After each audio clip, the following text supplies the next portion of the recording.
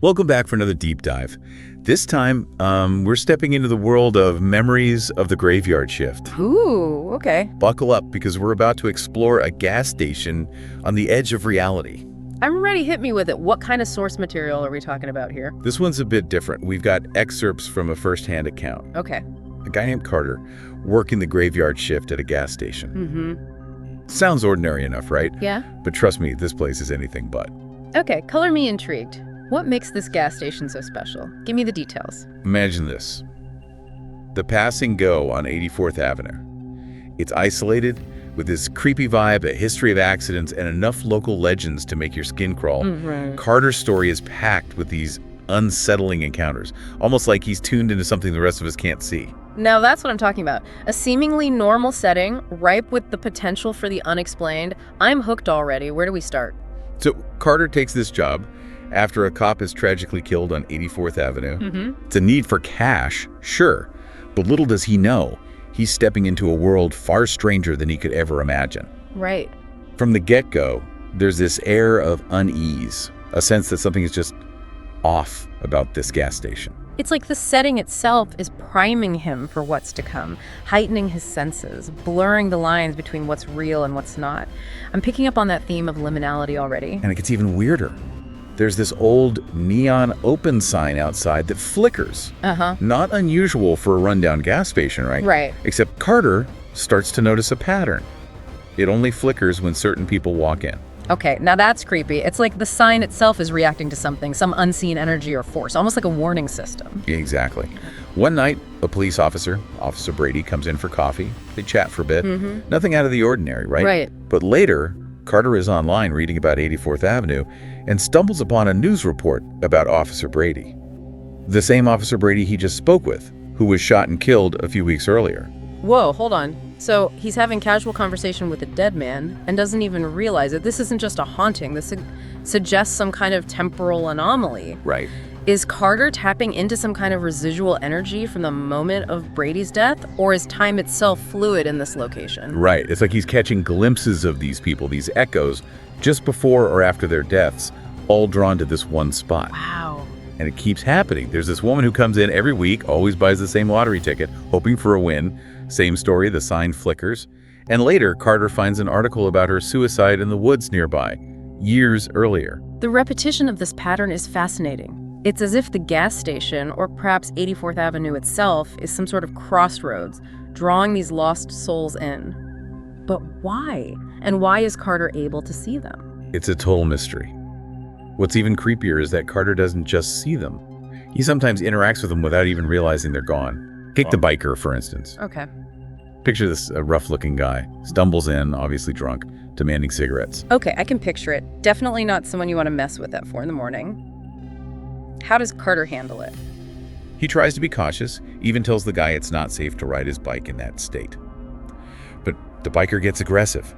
Finally, he throws the money at Carter and storms out. But here's where it gets really unsettling. As the biker's leaving, his appearance changes. Changes. Wait, what do you mean changes? What does he see? It's like something out of a nightmare.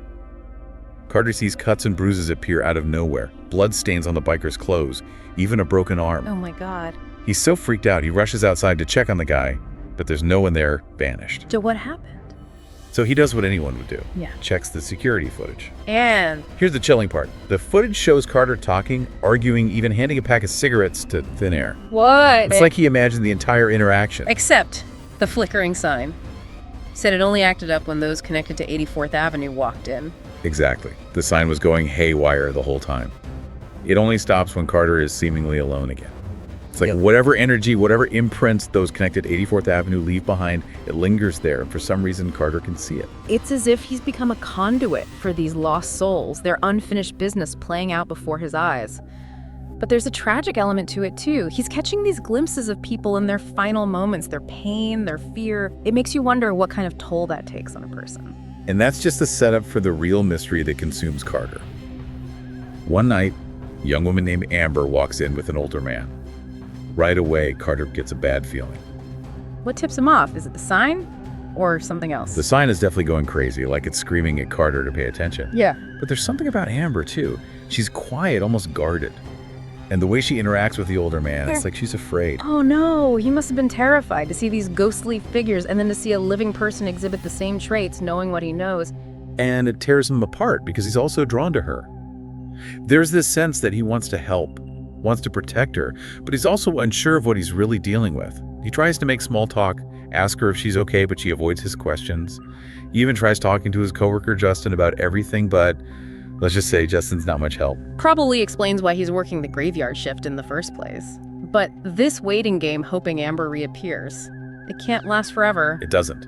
Weeks pass and there's no sign of Amber. It's like she just vanished. And to make matters worse, Carter is about to leave for college. So the clock is ticking. He's running out of time to figure out what happened to her. This is where his connection to the paranormal could really make a difference. Does he use it? He does. It's his last night at the Pass and Go before he leaves. He's been replaying that night in his head, trying to remember every detail about Amber and the man she was with. And he remembers something crucial, doesn't he? He remembers seeing them leave in a beat-up red truck. Remembers the truck turning right out of the gas station, heading north on 84th Avenue. So the next morning, armed with this memory and a growing sense of dread, he drives out to 84th Avenue to retrace their steps. Risky move even for someone who's already talking to ghosts. But I have to admit, I'm hooked. He's chasing a ghost story into the real world. What happens next? He parks near where he last saw the truck and starts walking.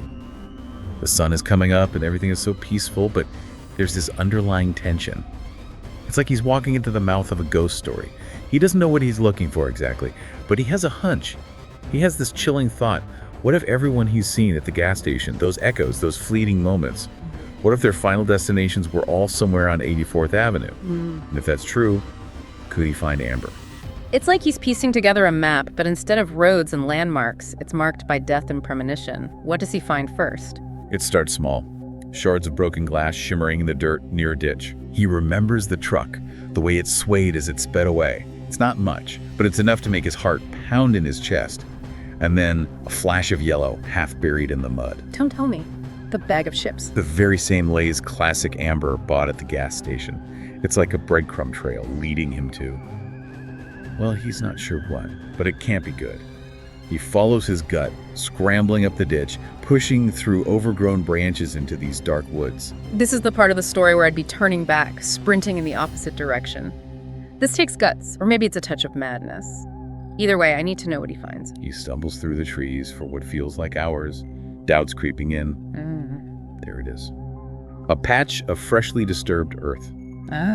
Almost perfectly hidden beneath leaves and branches, a makeshift grave. So you find out Carter's hunch was right. He uncovers a makeshift grave. It's a chilling confirmation that his connection to these spectral visitors is real, but it also means he's now carrying the weight of this knowledge, this burden of the unseen world. And he's forced to confront it head on. He digs with his bare hands, desperate to see what's buried there, but also terrified of what he might find and what he uncovers. Well, it's not a body at first. It's a blue tarp, filthy, caked in dirt. Right. But even before he pulls it back, he knows. He knows he's found Amber. This is where his story could have ended, a chilling discovery, another tragic loss on 84th Avenue. But he makes a choice, doesn't he? He does. He chooses to make a difference. He calls the police, tells them about the broken glass, the chip bag, the grave hidden in the woods, and they listen.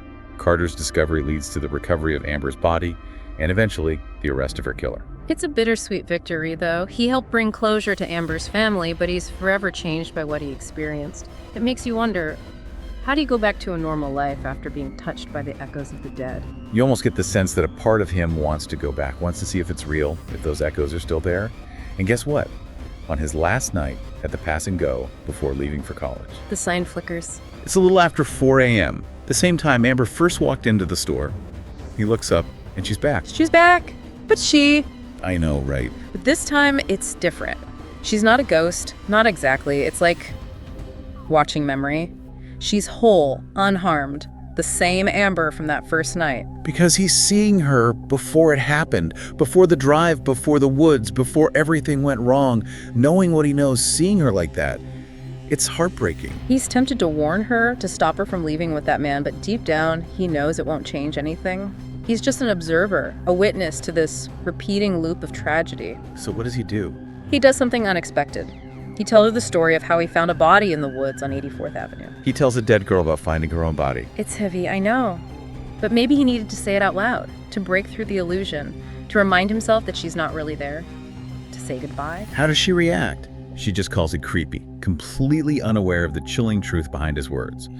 Then she leaves, gets into the red truck with the older man and vanishes into the night. And as the truck disappears, the neon sign stops flickering. Carter is left alone in the silence, the weight of his experience settling over him. Carter's story is a haunting reminder that some places hold echoes of events that defy explanation. It begs the question, are we just passing through, leaving behind traces of ourselves that others might glimpse?